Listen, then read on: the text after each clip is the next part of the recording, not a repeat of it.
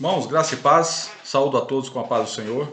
Meu nome é Silas Fernandes, sou presbítero numa igreja de tradição reformada e presidente da Associação Bom Samaritano, onde também há uma congregação da nossa igreja.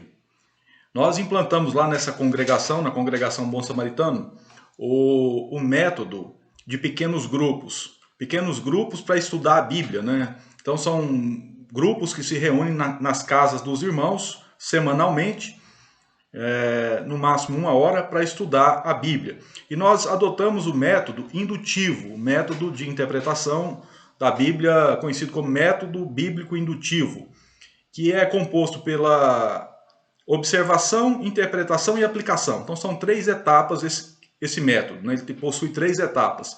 Você lê o texto, aí você faz observações de casos particulares, de detalhes do texto, nomes, aquilo que chama a atenção. Aí a segunda parte do método é a interpretação, que é a busca do significado para o público original, o que significava o texto na época em que foi escrito. E a terceira etapa do método indutivo, esse método de interpretação, é a busca da aplicação. O que esse texto significa hoje, né?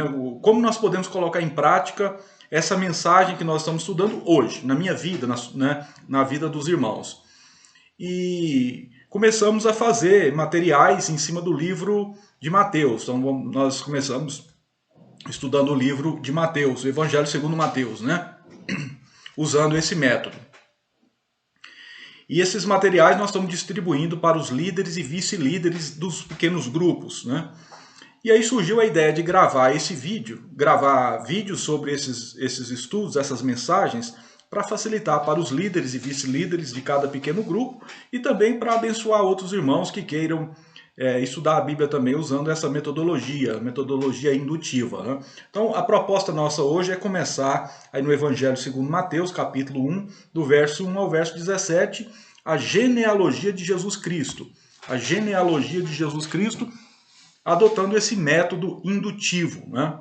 Eu convido os irmãos a fazer esse estudo comigo. Aí em Mateus 1, do verso 1 ao verso 17, nós oramos pedindo a Deus a iluminação do Espírito Santo, para que possamos aprender mais da palavra de Deus e colocar em prática, de forma que sejamos mais obedientes a Deus, né?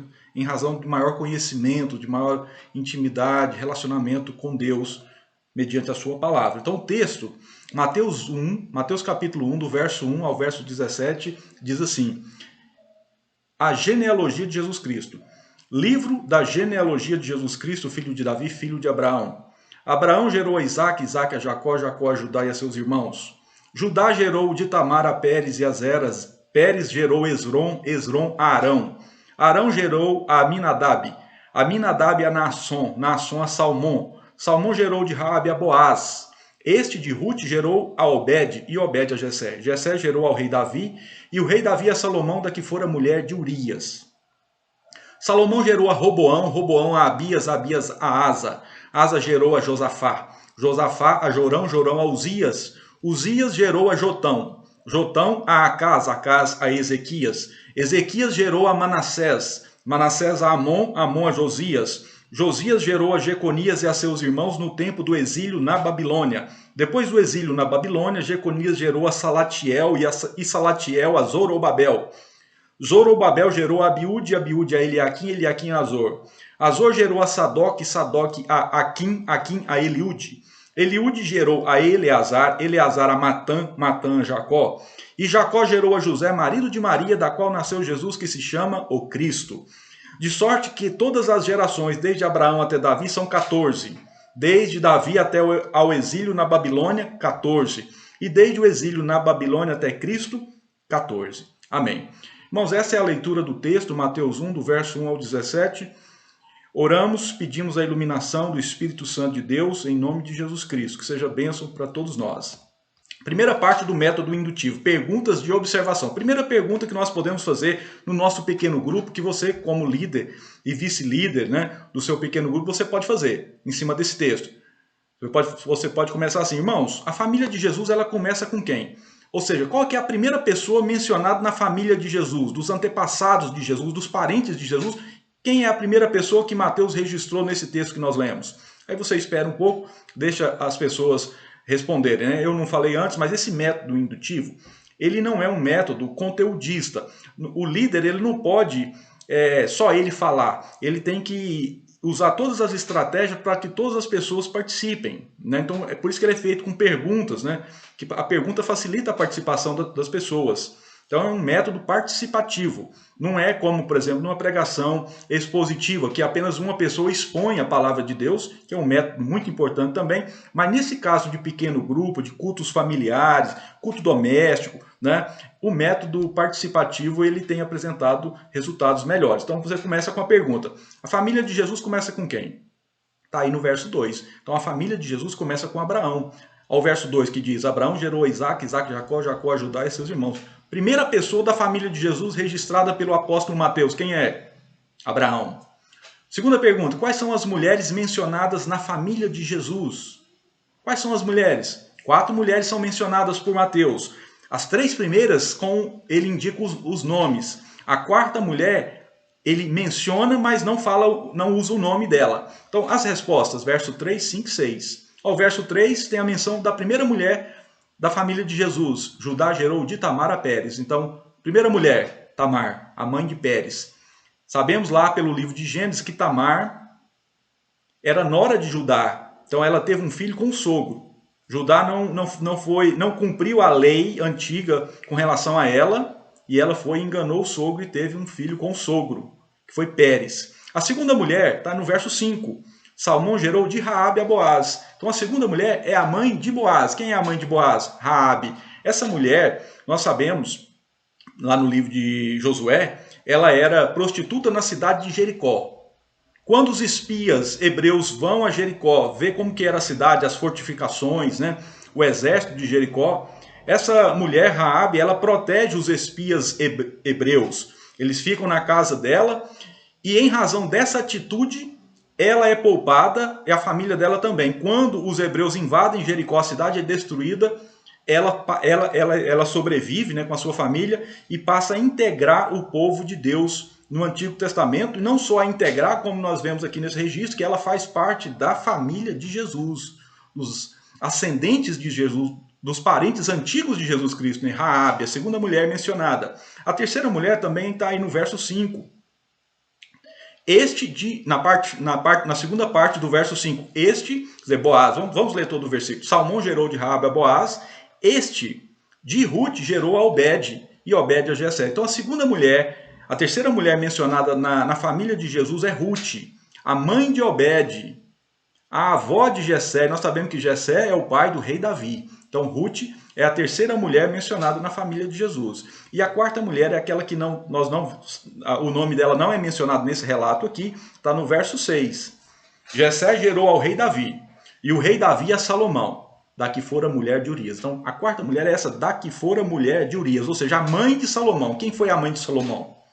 Outros textos nos dizem que ela se chamava Batseba ou Betseba. Então, Betseba, Tamar, Raabe, Ruth e Batseba. 4 mulheres mencionadas pelo apóstolo Mateus como parentes de Jesus, pertencentes à genealogia de Jesus Cristo. Terceira pergunta. Dessas 4 mulheres, quais eram estrangeiras? Quais não faziam parte do povo original de Deus, o povo do Antigo Testamento, os hebreus, os judeus, os israelitas, né? Quais dessas mulheres eram de outras nações? Então a resposta é Raabe, porque ela era de Jericó, era uma região cananeia, e Ruth, que era da nação vizinha, era de Moabe. Então Ruth era moabita e Raabe era cananeia. 2 mulheres que entraram para o povo de Deus, entraram para a família de Jesus, mas que não eram hebreias, né? Eram estrangeiras. Quarta pergunta que você pode fazer no seu pequeno grupo. Quem foi o modelo de homem de Deus nessa genealogia no Antigo Testamento? Desses homens ou mulheres aqui relatados, quem pode ser considerado uma pessoa, um exemplo, um modelo de homem de Deus, de mulher de Deus? A palavra de Deus nos diz que foi Davi, né? Davi, ele é chamado na Bíblia como o homem segundo o coração de Deus. Davi foi pecador, como todas as pessoas são pecadoras. Mas é um modelo nesse sentido que agradava a Deus. Ele tinha características que agradavam a Deus. Então, ele é chamado o homem segundo o coração de Deus. Então, fora Jesus Cristo, né, que é o homem perfeito, aqui nesse relato, o homem segundo o coração de Deus é o rei Davi, mencionado aí no verso 6 do nosso texto. A quinta pergunta: onde a família de Jesus foi disciplinada? Onde esses parentes antigos de Jesus foram disciplinados por Deus? Eles foram corrigidos, repreendidos por Deus. A história nos mostra que essas pessoas, elas começaram a pecar e a se distanciar de Deus, e Deus mandava profetas, Deus manifestava misericórdia, mas chegou um ponto que Deus precisou punir, que Deus precisou repreender, que Deus precisou corrigir a própria família de Jesus Cristo. E a pergunta é: onde que ela foi disciplinada? Onde que essa família foi corrigida? Verso 11 e verso 12. Josias gerou a Jeconias e a seus irmãos no tempo do exílio na Babilônia. Aí o verso 12, depois do exílio na Babilônia. Ou seja, a resposta para essa pergunta: onde que foi disciplinado? Na Babilônia, onde é hoje o Irã, o Iraque, aquela região ali. Então, a história nos mostra, a história do Antigo Testamento, que essas pessoas, elas voltaram a ser escravas lá na Babilônia. Então, eles já tinham saído do Egito, já estavam vivendo há muitos anos na Terra Prometida, mas em razão de pecados não confessados, não arrependidos, Deus puniu os próprios parentes da família de Jesus Cristo, né? O povo que traria Jesus ao mundo, essa descendência biológica, essa família biológica de Jesus, na Babilônia. E aí eles foram para a Babilônia, voltaram a ser escravos, e 70 anos depois é que eles voltam para aquela região, para aquela terra, para a terra prometida, para Israel, né? Quando eles voltam da Babilônia, é que eles passam a ser chamados de judeus, porque eles voltam e ficam morando na região da Judéia. Aí as pessoas em volta passaram a chamá-los de judeus em razão disso. Antes desse fato, antes do cativeiro na Babilônia, é mais comum nós vermos eles serem chamados de hebreus, né, como descendentes de Éber, ou israelitas, né? Outra pergunta: a simetria de quantidade de gerações significa que Jesus nasceu no tempo exato da profecia? No verso 17, o último verso aí do texto que nós lemos, fala o seguinte, que de Abraão até Davi são 14 gerações. De Davi até o cativeiro na Babilônia, o exílio na Babilônia, 14 também. E da Babilônia até Jesus Cristo, 14 também. Então a pergunta é essa: essa simetria 14, 14, 14, significa que Jesus nasceu no tempo exato? Esse é um versículo que desafia a interpretação, porque é mais difícil um pouco entender qual que é o significado disso, 14, 14, 14. A possível resposta é essa, que Mateus estava querendo mostrar que Jesus nasceu no tempo exato.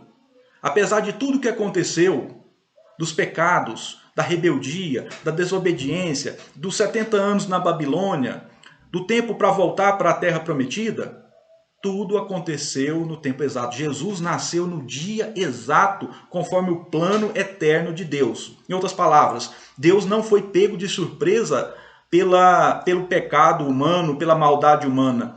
Tudo estava no controle. Deus está no controle da história.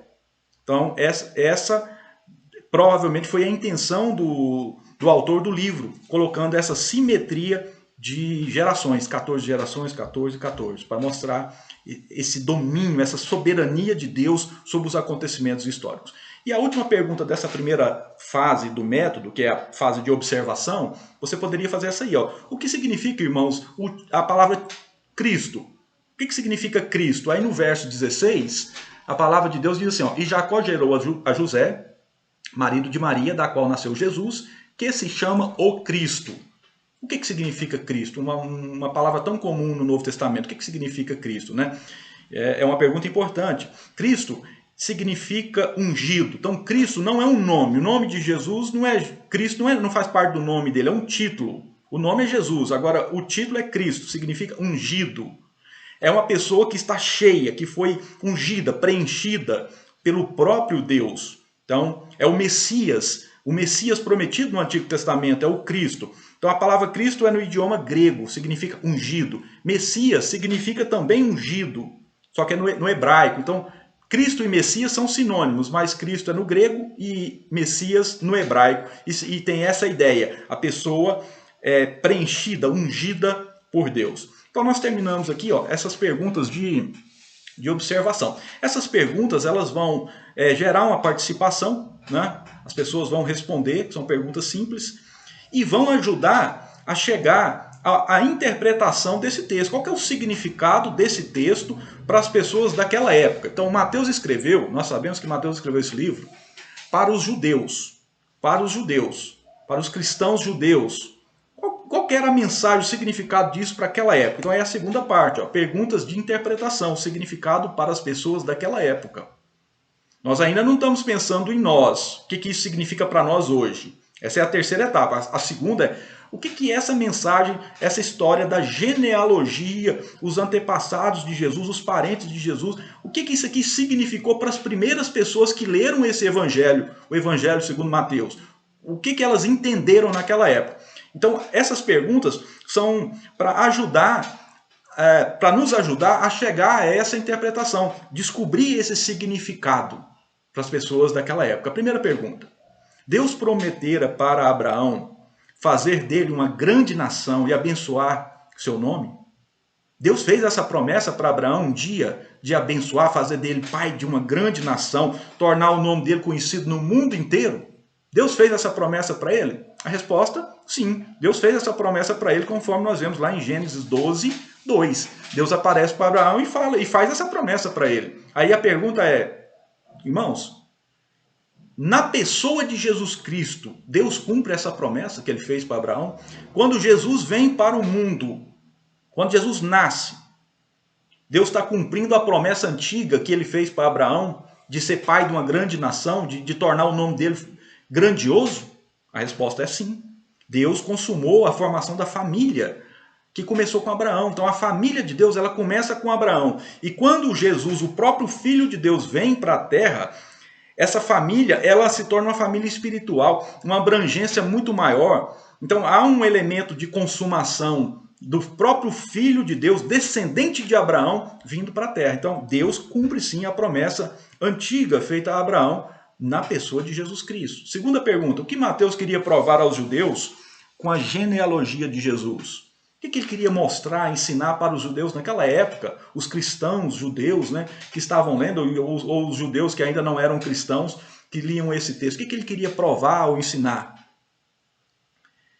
A resposta nós observamos na parte final, quando ele fala, se chama o Cristo. Essa menção que ele dá ao Cristo. Então ele queria ensinar que Jesus, aquele Jesus de Nazaré, que nasceu em Belém, cresceu em Nazaré, era o Cristo, o ungido, o prometido, o Messias prometido no Antigo Testamento. Então ele mostra de forma didática, de forma genealógica, que aquele homem era filho de Abraão, filho de Davi, era o Messias prometido, o ungido de Deus, aquela pessoa que tem Deus em si, né? O Filho de Deus, o Messias, o Cristo. Terceira pergunta: aprendemos também que a família de Jesus não era perfeita, mas Deus estava no controle da história da redenção. Nós aprendemos isso, que a família dele, de Jesus, os antepassados, os ascendentes, eles não eram pessoas perfeitas, mas Deus estava no controle dessa história, da história da salvação, a história da redenção. Nós aprendemos isso? Sim, nós aprendemos isso, porque a gente vê aqui que os parentes de Jesus, a família de Jesus, era composta de pessoas de todos os tipos, de origens, comportamentos diferentes. Então nós vemos aqui, homens bons como Boaz. Boaz casou com uma estrangeira, não era um homem preconceituoso, casou com Ruth. Vemos mulheres tementes a Deus, como foi Ruth. Vemos pessoas segundo o coração de Deus, como foi Davi. Tem pessoa inteligente, como foi Salomão, mas também tem homens que não eram tão inteligentes, como foi o filho de Salomão. Roboão, ele entrou para a história como um rei que não tinha sabedoria. Por falta de sabedoria, ele dividiu o país em Israel e Judá. Tem relato de pecados graves, como foi no caso, a menção aqui a Davi e Urias, né? Nós sabemos a história que Davi envia Urias, que era soldado e seu amigo, para frente de batalha, para ele morrer e para Davi tomar a esposa dele, que foi Batseba. Então a gente percebe que a família de Jesus era composta de pessoas de comportamentos diferentes, pessoas pecadoras, mas isso não fez com que Deus perdesse o controle da história. Jesus nasceu no dia exato, no dia planejado.